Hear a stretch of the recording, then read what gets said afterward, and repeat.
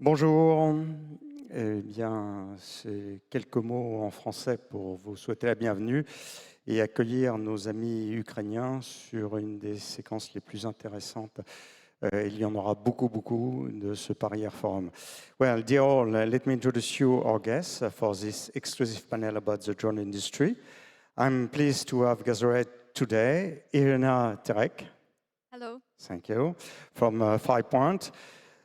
Oleksander YAKOVENKO from tough industry, and Jean-Louis DROPSY from Rosa, one of our best experts about Ukrainian industry, who would help up a lot to bring together the Ukrainian presence in the Parier Forum edition 2026. When Iryna TEREKH is the CEO of FirePoint, a Ukrainian defense company specializing in the development of long-range precision weapons and unmanned systems, including the FP1 drone and the well-known FP5 Flamingo cruise missile. Flamingo is rating with the color of the first prototype, if I remember well. And Oleksander is a founder and executive chairman of Tough Industry. He's also an Ukrainian defense company developing and manufacturing FPV and reconnaissance drone and interceptor, artificial intelligence-based combat technology and electronic warfare system, and many others. Jean-Louis DROPSY, managing partner of Rosa, a French strategic consulting boutique fully dedicated for space, defense, and dual tech, working along the French industry, the investor, and international partner. Well, in just a few years, the drone have become a mass weapon capable of reconnaissance, precision strike, and operations coordination. The conflict in Ukraine was the catalyst of this accelerated transformation. To remember, as of February 2022, Ukraine had 3,000 drones imported from China. By 2026, Ukraine aims to assemble 7 to 10 million aerial drones, as well as land drone, no mass produced, and underwater drone, while linking a cycle of innovation at an unprecedented speed. And the speed is the main factor in the period we are living. Drone change modern warfare in the defense industry much faster and deeper than an evolution. It is an ongoing industrial revolution. Oleksander, in your opinion, what major shifts occur? Okay, I would like to say that in the modern war, it's not only about the firepower, it's about the mindset, how to use the weapon right now. What I would like to say, first of all, we understood in Ukraine that the economics is most important than the firepower. What does it mean? We calculate our main KPI, it's cost per kill. It's very important for us because we are like a shortage of funds. That's why we have to be very effective. In the militech terms, what does it mean? It means that we have to develop the weapons that will be more effective than the weapons of our enemy. For example, for the last few weeks, our enemy in one night spent approximately $400 million for the strike Ukrainian cities.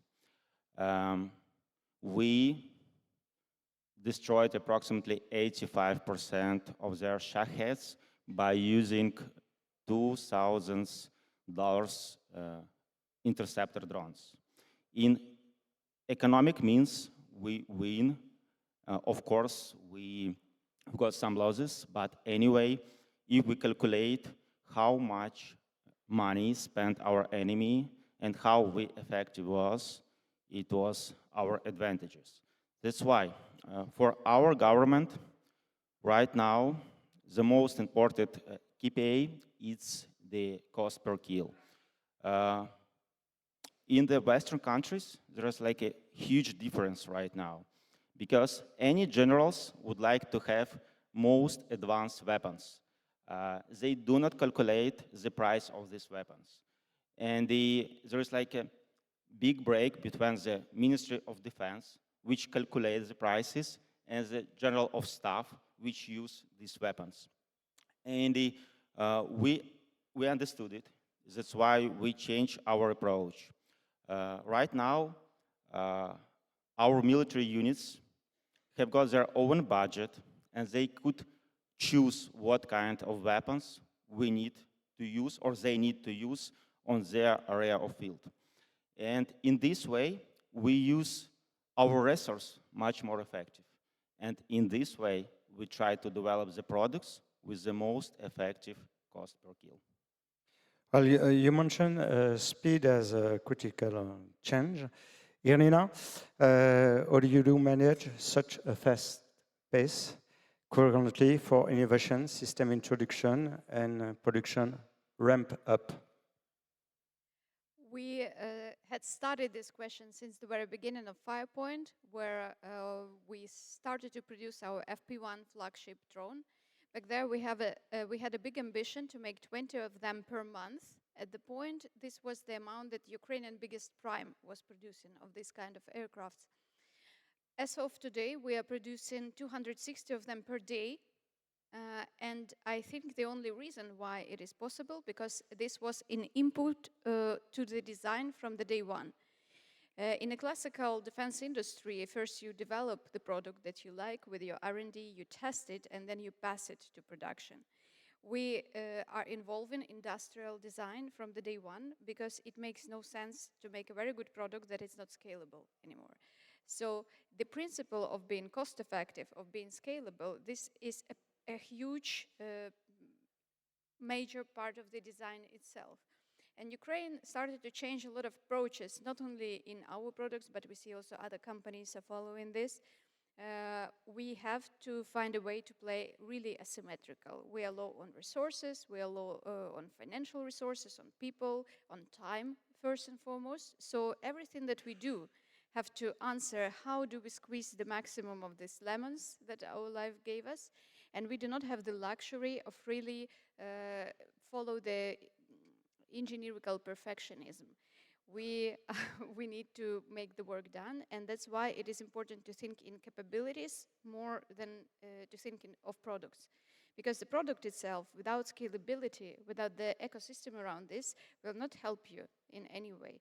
There should be a whole thing around your product that supports its lifetime, its continuous innovation, working with feedback loop, and many, many other things. So if I had one advice to make, then it's probably to stop thinking in specific products, whether it's missiles or ships or aircrafts, and start thinking in capabilities. What kind of job needs to be done, and how we can make this job as cheap as possible, as fast as possible, and as predictable as possible. Oleksander, your company also is managing to innovate and produce such at speed. What is the key enabler for such a performance? To develop quickly? Can you repeat the question? Yeah.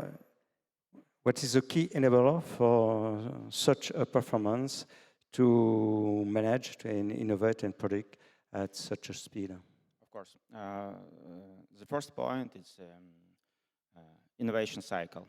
We, as my colleague said, we have to move as quickly as possible.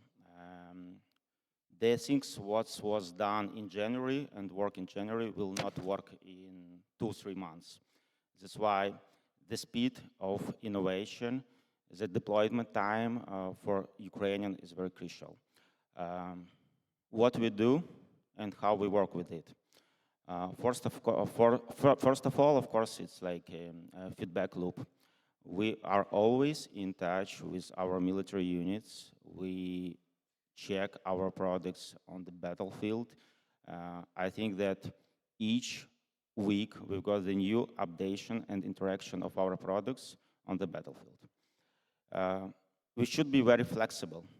I think it's the main challenge for us, because in the one hand, we have to do the production scaling, and we should to produce a lot of products.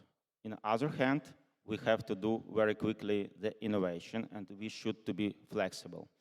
And it's very difficult combination because it's impossible to be the flexible and to do the scaling at the same time.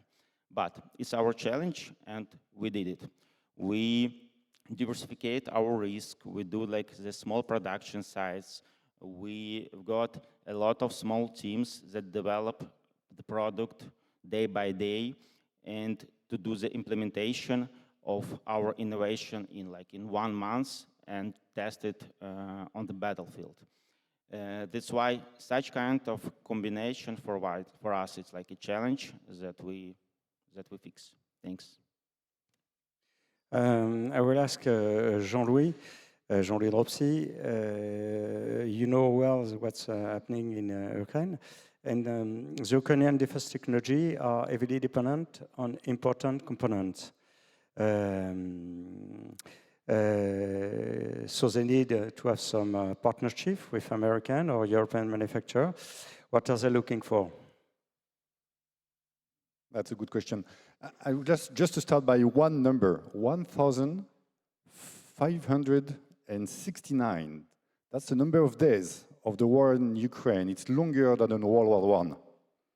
So our Ukrainian friends have to face both sprints and marathon at the same time, and they need battle-proven equipment, not something fuzzy or so-called useful, but that doesn't work once on the battlefield.